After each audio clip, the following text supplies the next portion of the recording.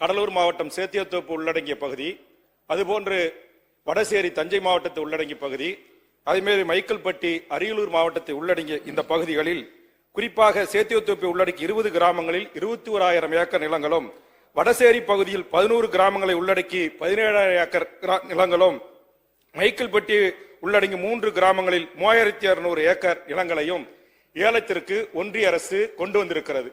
ஏலம் யாரும் எடுக்க முன்வரவில்லை என்பதால் நாம் தப்பித்திருக்கிறோம்.